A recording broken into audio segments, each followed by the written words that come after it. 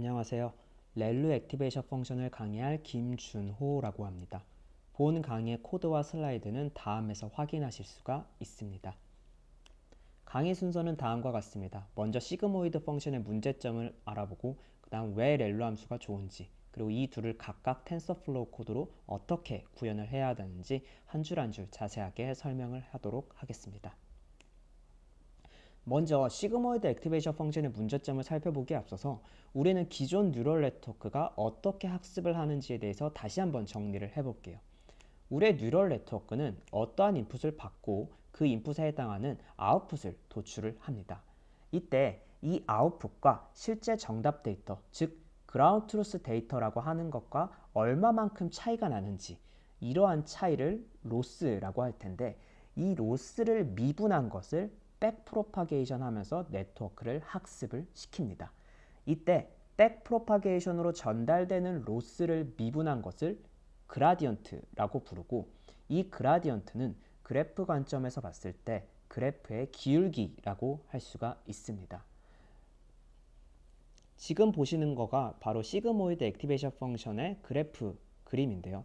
보시면 이쪽 가운데 쪽에 있는 곳의 그라디언트 기울기 값은 0보다 매우 크다라는 것을 알 수 있습니다.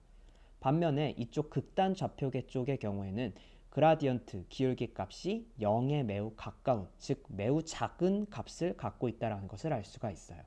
그렇다면은 우리의 뉴럴 네트워크가 학습을 할 때 그라디언트를 전달받아서 그걸 이용해서 학습을 하는데, 그 그라디언트 값들이 매우 작으면 안 되겠죠. 근데 이러한 값이 뭐냐, 한 개, 한 두 개 이 정도만 있으면 큰 문제가 되지 않지만, 만약에 네트워크가 딥하다면 어떻게 될까요? 이런 시그모이드 펑션들이 10개, 20개, 100개 여러 개가 있을 거고, 그렇다면은 매우 작은 이 그라디언트 값들이 20개, 30개, 100개 이렇게 곱해진다면은 결국 그라디언트가 소실이 되는, 즉 0에 가까워져서 네트워크가 전달받을 그라디언트가 없게 되는 그런 현상이 발생하게 되겠죠. 그런 현상이 발생하는 것을 베니싱 그라디언트라고 하고, 이렇게 그라디언트가 사라지면서 네트워크 학습이 잘 안 되는 것이 바로 시그모이드 함수의 문제점이라고 할 수가 있습니다. 그러면 렐루 함수는 어떻게 생긴 것이냐? 렐루는 다음과 같이 쓸 수가 있는데, 이 수식을 해석을 하면은 어떠한 숫자값 x를 받았을 때 이 x가 0보다 큰 양수의 값을 가진다면 그대로 x를 아웃풋으로 추출을 하고, 만약 이 x가 0보다 작은 음수의 값을 갖는다면 그 값을 0으로 바꿔서 아웃풋으로 추출해라 라는 뜻입니다. 이거를 그래프로 그리면 다음과 같이 간단하게 그릴 수가 있는데, 그러면 우리는 네트워크가 학습을 할 때 그라디언트 값이 중요하니까 과연 이 렐로 함수의 그라디언트가 어떤지 한번 살펴보도록 할게요. 0보다 클 때는 이쪽 그대로 값을 도출하기 때문에 y는 x, 즉 기울기 값이 1, 즉 다시 말하면 그라디언트가 1이라는 뜻이죠. 그렇기 때문에 아무리 네트워크가 딥하더라도 그라디언트가 잘 전달이 되는 것을 확인할 수가 있습니다. 즉 1은 아무리 곱해도 1이니까요. 이 렐로 함수에서도 문제점이 있다면 바로 0보다 작은 음수의 값을 가질 때가 문제가 될 텐데, 이렇게 0보다 작은 음수의 값을 가질 때는 이 그라디언트가 0, 아예 전달이 되지 않는 것을 알 수가 있습니다. 하지만 이러한 문제점에도 불구하고 많은 사람들이 렐로 함수를 사용하는 이유는 굉장히 간단하면서도 좋은 성능 향상을 일으키기 때문입니다.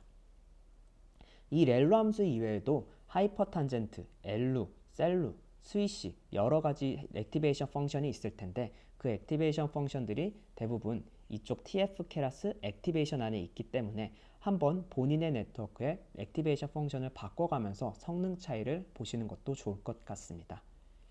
이러한 렐로 함수의 이쪽 음수 쪽일 때 문제점을 좀 해결한 것을 리키렐루라는 액티베이션 펑션이 있는데, 이 리키렐루를 사용할 때 주의할 점은 이쪽 액티베이션 쪽에 있지 않고 케라스의 레이어 쪽에 있습니다. 따라서 사용을 하실 때는 여기서 부르는 게 아닌 레이어스에서 부르셔야 합니다. 이 리키렐루 같은 경우를 간단하게 설명하면은, 렐루는 0보다 작은 음수의 값을 가질 때 0으로 아웃풋을 추출하지만, 리키렐루는 0보다 작은 음수의 값을 가질 때 어떠한 알파의 x를 곱한 값을 추출하는 것으로 이제 변경이 되어 있습니다. 그 알파는 0.01 혹은 0.2 정도로 매우 작습니다. 0보다 클 때는 렐로와 동일하게 그대로 값을 추출을 합니다. 이제 각각을 코드로 한번 구현해 나가는 과정을 설명해 드리도록 할게요. 먼저 데이터셋을 로드하는 과정이 필요하겠죠. 저는 mlist 데이터셋을 이용을 하도록 할게요. 필요한 것들을 먼저 임포트 시키고요. 만약에 본인이 mlist가 아니라 다른 데이터셋을 이용하고 싶다면은 이 안에서 mlist가 아니라 사이파10 혹은 사이파100 혹은 패션 mlist 등 여러 가지 데이터셋이 있기 때문에 여기에 그것을 바꿔서 쓰시면 될 것 같습니다. 그리고 이 줄 같은 경우에는 텐서플로우가 세션 모드로 실행이 되거나 혹은 이거 모드로 실행이 되거나 총 두 가지의 모드로 실행이 될 수가 있을 텐데 텐서플로우 2.0부터는 이거 모드를 강력하게 권하고 있기 때문에 저는 여기서 이거 모드 강의를 하도록 하겠습니다. 이 줄 같은 경우에는 이거 모드로 텐서플로우를 실행시키기 위해서 반드시 사용해야 되는, 반드시 작성해 주셔야 하는 그러한 한 줄입니다. 먼저 mlist를 로드하는 함수를 짜볼게요. 이 mlist를 로드하는 경우 간단합니다.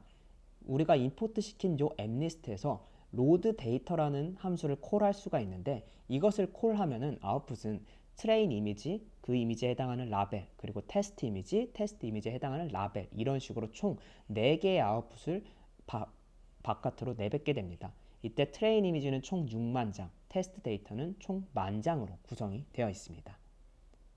하지만 이들을 이제 그대로 이용하지는 않고 여기 각각의 트레인 테스트 이미지에 대해서 numpy의 expand dimension을 이용해서 채널을 하나 추가합니다. 즉 기존의 다음과 같이 채널이 쉐입이 이렇게 형성이 되어 있다면은 채널을 하나 추가해 이런 식으로 쉐입을 바꾸어 나갑니다. 이렇게 쉐입을 바꿔야 되는 이유는 뭐냐면은 텐서플로우가 인풋으로 받는 쉐입의 경우 다음과 같은 식으로 설정이 되어 있어야 하기 때문입니다. 즉 배치 사이즈, 헤이트, 위드 그리고 채널 이런 식으로 구성이 되어 있는데 이렇게 단순하게 로드 데이터를 하게 되면은 mlist의 경우 그레이스케일 이미지이기 때문에 채널이 1인 것이 생략이 되어서 다음과 같은 식으로 3개의 쉐입으로 구성이 되어 있습니다.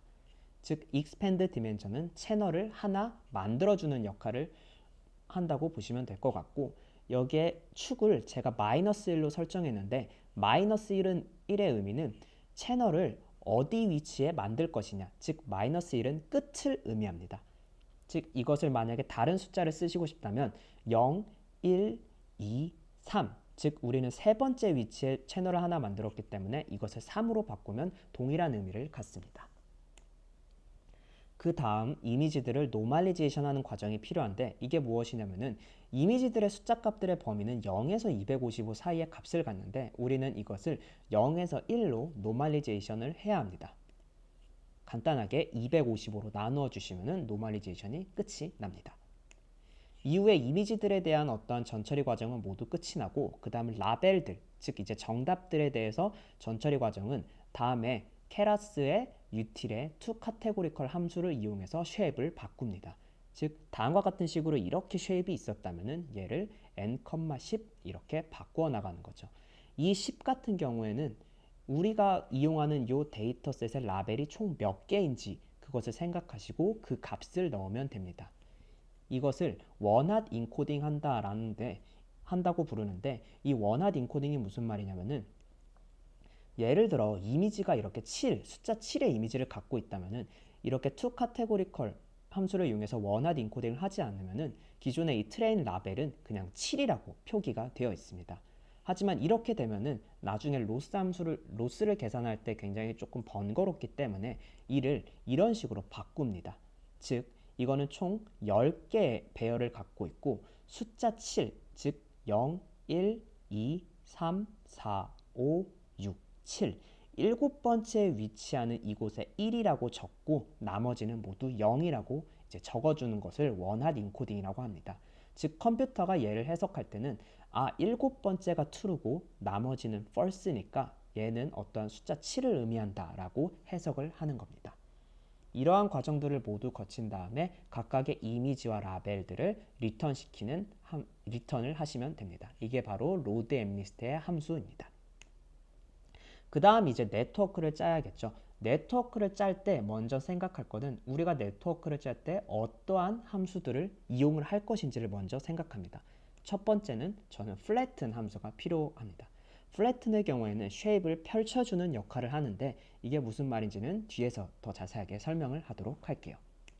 그 다음 덴스 레이어, 즉 이제 다른 말로 플리 커넥티드 레이어라고 하는 것이죠. 그 플리 커넥티드 레이어를 우리는 사용할 거기 때문에 이런 식으로 케라스 레이어의 덴스를 하나 만들어 줍니다.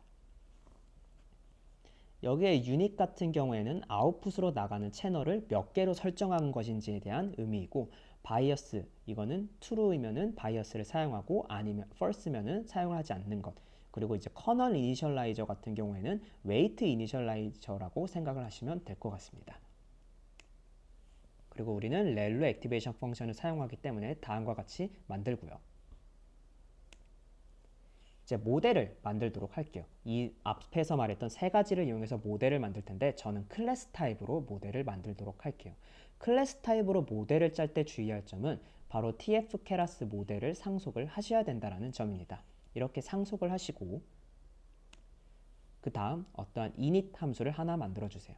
보시면 제가 라벨 디멘전이라고 하는 것을 파라미터로 받아왔는데 이거는 뭐냐면은 우리가 나중에 이제 네트워크의 로짓을 구할 때 결국 최종적으로 몇 개의 아웃풋을 낼 건지를 알려줘야 되잖아요. 네트워크에. 그렇게 좀 유동적으로 좀 받기 위해서 이렇게 라벨 디멘전 총 여기 엠리스트니 여기선 엠리스트니까 10이 되겠죠. 그 10을 이제 명시를 해 준 것입니다. 그 다음 웨이트 이니셜라이제이션 같은 경우에는 저는 랜덤 노멀 이니셜라이제이션을 사용을 하였습니다. 즉 평균이 0, 분산이 1인 가우시안 분포로 이제 랜덤한 어떤 웨이트를 설정을 하는 것이죠. 그 다음 여기 보시면 시퀀셜이라는 것을 이용해서 어떤 셀프 모델을 만들었는데 이거는 뭐냐면은 우리의 네트워크는 컨볼루션이나 혹은 풀리 커넥티드를 이렇게 층층이 쌓아나가는 그런 과정인데 그 층층이 쌓아나가는 것이 결국 리스트에 계속 이제 더해주는 그런 과정이라고 생각할 수가 있는데 이 시퀀셜은 어떤 리스트 자료구조 타입이라고 보시면 될 것 같습니다. 자, 그럼 본격적으로 하면은 이제 첫 번째로는 이 리스트 이쪽에 플래튼을 넣어줘야겠죠. 즉 이미지가 이런 식의 쉐입이 있을 텐데 이 쉐입을 다음과 같이 바꾸어줍니다. 이렇게 바꾸어주는 이유는 이후에 제가 플리 커넥티드 레이어를 이용할 거기 때문에 이렇게 바꿔주는 것이고 만약에 플리 커넥티드 레이어가 아닌 컨볼루션을 이용한다면 굳이 플래튼 과정은 필요가 없습니다. 저는 플리 커넥티드와 렐로 액티베이션 펑션을 이렇게 두 번, 총 이제 4번 사용하기 때문에 포문을 이용을 하였고요. 그러면 쉐입은 784에서 256, 다시 256 이렇게 바꿉니다. 즉 채널을 256으로 하고 그 다음에 바로 렐로 액티베이션 펑션을 사용하는 것이죠. 마지막은 네트워크의 로짓을 구할 때는 총 이제 10개의 아웃풋으로 내놓는 거죠. 얘가 숫자가 뭔지에 대해서요. 그 다음 이제 콜, 즉 이러한 모델을 불렀을 때 내가 어떻게 아웃풋을 또 내놔야 되는지에 대한 콜 함수를 짜줍니다. 근데 본인이 만약에 클래스가 아니라 함수형으로 내가 네트워크를 짜는 게 좀 더 편하다, 나는 클래스가 너무 어렵다라고 하시는 분은 그냥 다음과 같이 짜셔도 무방합니다. 네, 이렇게 해도 성능의 차이는 전혀 없습니다. 그 다음 이제 로스 함수들을 이제 정의를 해야겠죠. 우리는 지금에 보시면 이 로스 함수와 그리고 어큐레이시 펑션, 즉 정확도를 구하는 함수, 그리고 그라디언트를 구하는 함수, 총 3가지 함수들을 이용을 할 겁니다. 먼저 로스 함수입니다. 로스 함수는 총 모델과 그리고 이미지, 라벨을 받고 모델에 이미지를 넣어서 그 모델이 이 이미지가 숫자가 뭔지에 대한 로직 값을 아웃풋으로 추출하고 그 아웃풋과 그리고 라벨과 소프트맥스 크로스 엔트로피를 이용해서 로스를 구합니다. 즉 그림으로 표현하면 다음과 같아요. 만약에 이미지가 7이었다면 라벨은 이렇게 구성이 되어 있을 거고 로직 같은 경우가 만약에 네트워크가 학습이 잘 되어 있었다면 7번째에 위치한 이쪽이 값이 굉장히 크겠죠. 물론 이제 지금 보시면은 이 각각의 합들 이 모두 다 더하면 합이 1이 되는데 그거는 소프트맥스를 취해주기 때문에 합이 1이 되는 것입니다. 그 다음은 정확도를 구하는 함수입니다. 정확도를 구하는 함수는 역시 마찬가지로 모델을 받고 이미지와 라벨을 받습니다. 그래서 모델에 이미지를 넣어서 로짓, 즉 이 이미지가 숫자가 뭔지에 대한 구하고요. 일단 보시면 제가 이제 아그맥스를 이용을 하였는데 이 아그맥스가 뭐냐면은 이 로직과 이 라벨에서 가장 숫자가 큰 값의 위치가 무엇인지를 나한테 알려달라라는 함수입니다. 이 로직과 라벨의 경우 쉐입이 다음과 같이 구성이 되는데, 즉 이제 배치 사이즈와 그리고 라벨 디멘전, 여기선 10이겠죠. 지금 보시면은 제가 여기 -1이라고 설정을 해 놓았는데, 그 말은 이 위치, 즉 10개의 어떤 값들 중에서 가장 큰 값을 갖고 있는 곳의 위치를 나한테 알려달라라는 것입니다. 즉 아까 라벨 같은 경우 7이 될 거고, 아까 로직 같은 경우 마찬가지로 7이 되겠죠. 그래서 두 개가 만약 같다면 true, 아니면 false, 이런 식으로 하는 것입니다.